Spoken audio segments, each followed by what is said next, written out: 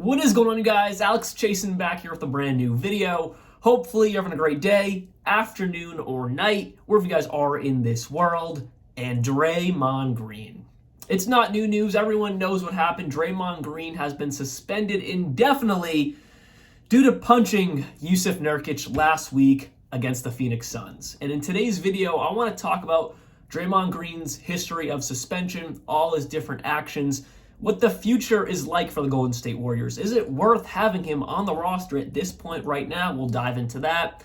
And also, we'll talk about just the Warriors as a whole without Draymond Green and the guys around Curry and Clay who are playing pretty good right now. So let's jump right into it. Just talking about Draymond Green. And it's just nothing new for Draymond Green. In his post-game interview, he said he didn't mean to punch Jusuf Nurkic. He likes to sell calls with his arms, his hands, things like that. But you did that, but then you basically almost knocked him out. Come on, Dray, you can't be doing that. And I love Draymond Green on the standpoint of I love those edge guys. Boston Celtics fan. I'll get to that game in a second. I'll tie it into the Warriors last night. Terrible game. Point being, I loved Marcus Smart in Boston, that edge guy. Tony Allen a long time ago, like that grit and grind defender, or even on the flip of that, just guys getting in other guys' heads like a Pat Beverly. I love those grit and grind defenders. Either you're a really good defender, I love that, or you're a really good defender and just gritty, like that Patrick Beverly, like Marcus Smart, like Draymond Green, who's probably the epitome of that. Dennis Rodman back in the day. I love those guys and I respect them to the fullest, but this stuff, it's now detrimental to the team. That's where we're at with Draymond Green, suspended indefinitely. That's now turning into a detriment to your own team, a team that's not great, a team that's out of the play-in right now. That is a detriment to your own team. And this team bought into Stephen Curry. Mike Dunleavy, the new president of basketball operations, their new GM, he bought into Stephen Curry, traded Jordan Poole, kept you around Draymond Green, and hopefully is going to keep Klay Thompson. We'll see what happens. An expiring contract. We'll see how that plays out. But the plan it was to keep Draymond Green, keep Klay Thompson most likely, and keep Stephen Curry. Brought in Chris Paul, made that deal.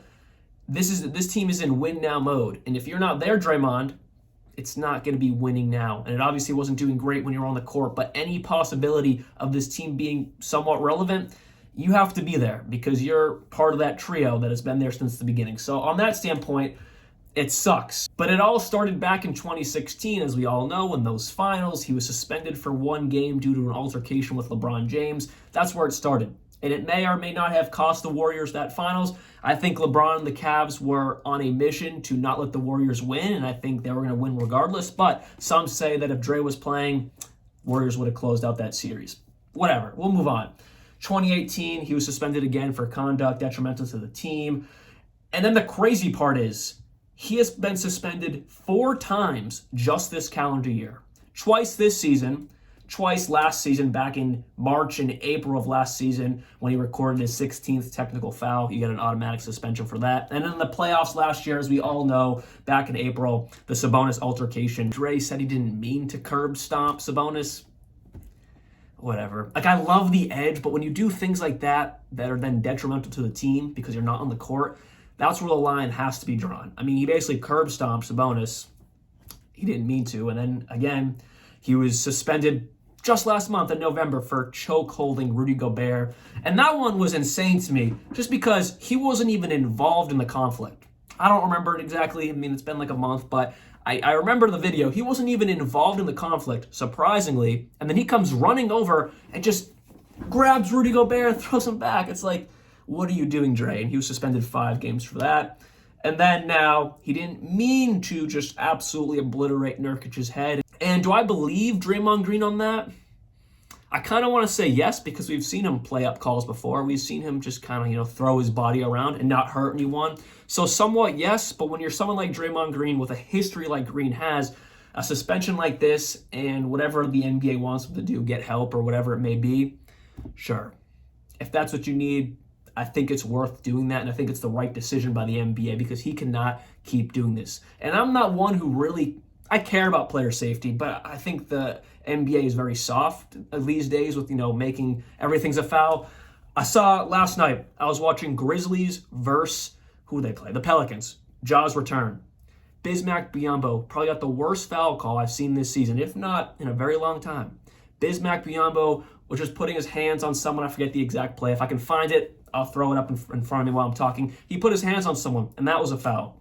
So point being, Dray's physical play is not in the right era. I respect his physical play, but there's a line that he crosses, and by hitting people, punching people, curb stomping Sabonis, almost knocking out Nurkic, chokeholding Rudy Gobert, that line is way overcrossed, and I completely agree with the NBA on that standpoint. And then probably the biggest conflict in Draymond Green's entire career, and he didn't even get suspended for this, it was just a fine when he punched teammate at the time, Jordan Poole, in last year's preseason. There's a video of it. It was released. Steve Kerr said that is the biggest conflict he's ever had to deal with in a team, and some say that it completely derailed all last year. A team that was very promising, coming off obviously a win in the finals, kind of derailed any chances of having a deep playoff run, getting back to the finals. And do I completely, I believe it, but do I completely agree with that should be a reasoning? No. I think Jordan Poole should still be a Golden State Warrior. If anyone should have left, it should have been Draymond Green, because Jordan Poole, yes, he's struggling right now in Washington. He's never been a star on his own team before. I think he'll flip it around. It may take a year. We'll see what happens. But his offense was so fluid when he was like a second or third option. Curry attracted all the attention. Clay attracted attention. Jordan Poole didn't attract as much attention. And allowed him to be that third splash brother. And they're winning games because of it. Obviously, they struggled a lot last year on the road. But when it came to crunch time, great first round against the Sacramento Kings. Obviously, didn't beat the Lakers, but it was a good series. They were getting ready at the right time. And I think this year, if they were fully together still, maybe you decide to lose Dray, or maybe it's all resolved, whatever it was, I think they'd be in a way better situation right now than having CP3, who's not playing terrible, but obviously nowhere near what he should be doing. But he's getting older. What can I say?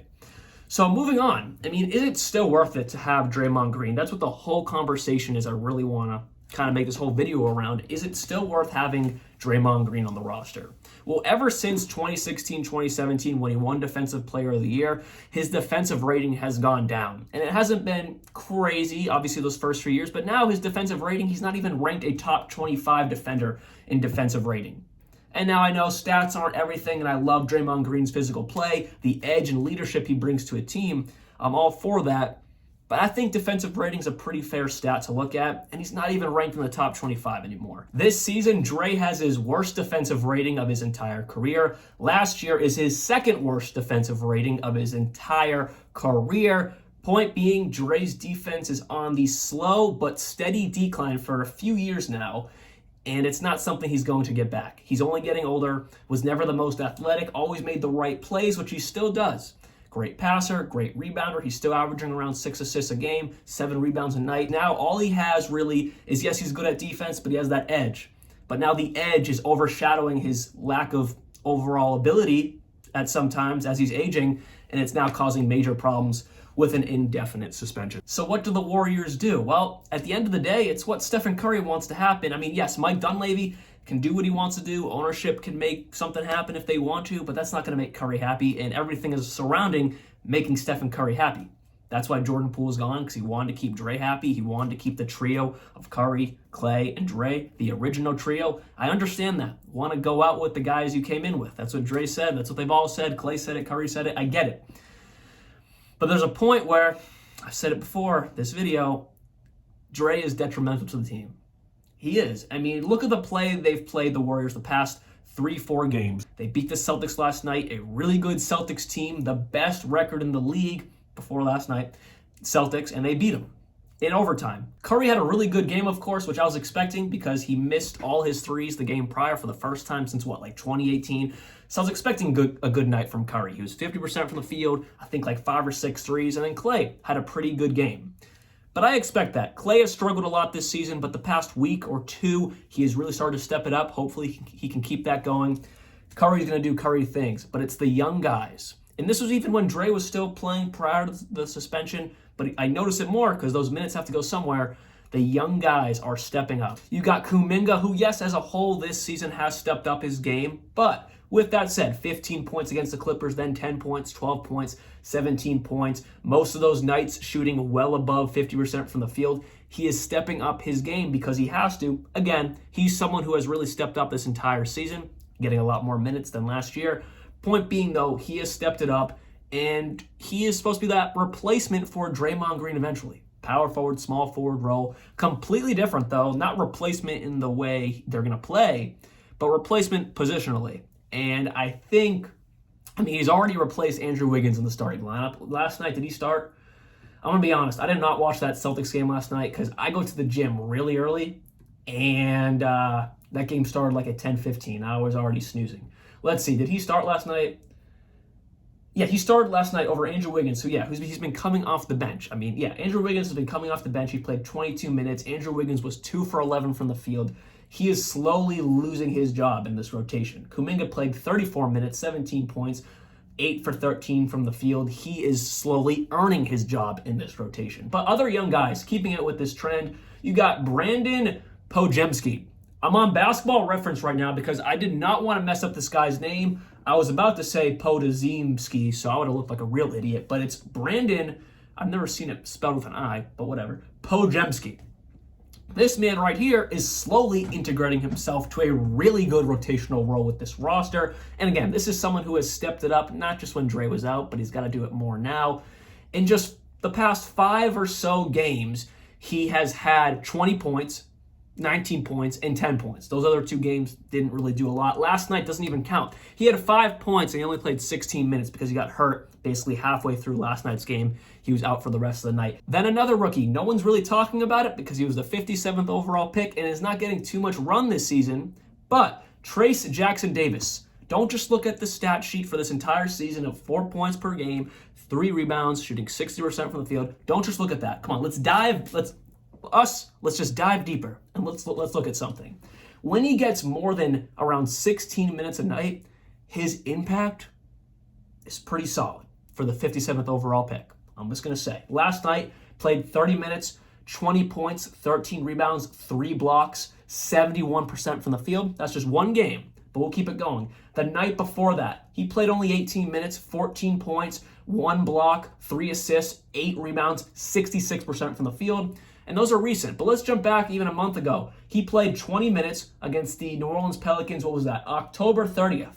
13 points with 4 blocks, 9 rebounds, 60% from the field. Point being, every game so far in his rookie year when he's gotten more than around 15 minutes a night, which is not often, because what's he averaging on the season? He's averaging only 9 minutes per night. So it's not often, but now that Dray is out, they got to play some more big men. He's a power forward / center. He has been doing pretty good when he's getting more than 15 minutes a night. Someone to look at to maybe get some more run with this Warriors rotation. And my whole point by talking about these young guys, you got Moses Moody in there who I didn't even talk about, but he's been playing pretty good himself as well. My whole point with all this, these young guys that have been on the roster for a few years, Kuminga and Moody, they're slowly progressing and earning more rotational minutes. And then the rookies, you got what is it? I don't want to mess it up. Pojemski, and then also Trayce Jackson-Davis, they're slowly earning their slot in this rotation. So is it time to get rid of Dray, Clay? I don't think so. But it's definitely eye-opening that maybe when these contracts run out, Klay Thompson this summer, and then Draymond Green in 3 more years, maybe that can be it. Because these young guys are slowly stepping up around Stephen Curry. Because we've already seen Klay Thompson get benched this season. We've never seen that. He was not happy about that whatsoever. We know what's happening with Draymond Green. Maybe it's time to start phasing in these young guys and see what they got. And they're doing that because they have to right now, and they're playing pretty darn good. So hopefully you guys did enjoy this video. I'll be back very, very soon. And what do the Golden State Warriors do? Because this past offseason, they chose to stick with Stephen Curry, which I'm all for. I don't blame it. I don't blame Dunleavy. I don't blame the Warriors. I get it. Stephen Curry is still playing some peak basketball. I'm all for that. But they chose to stick with him, and they got rid of a really good young player in Jordan Poole. And now they're kind of stuck because they're not playing the best basketball. They're playing pretty good as these young guys start to get some more run. But that means guys like Klay Thompson might have to take a little bit more of a back seat. Andrew Wiggins is already taking a back seat, getting benched. And then we'll see what happens when Draymond Green comes back into the fold. It's going to be very interesting for the rest of the season and for years to come because Draymond Green's locked up. Klay Thompson's up this offseason. And obviously Curry locked up for a very long time. I'll be back very, very soon like always. Peace out.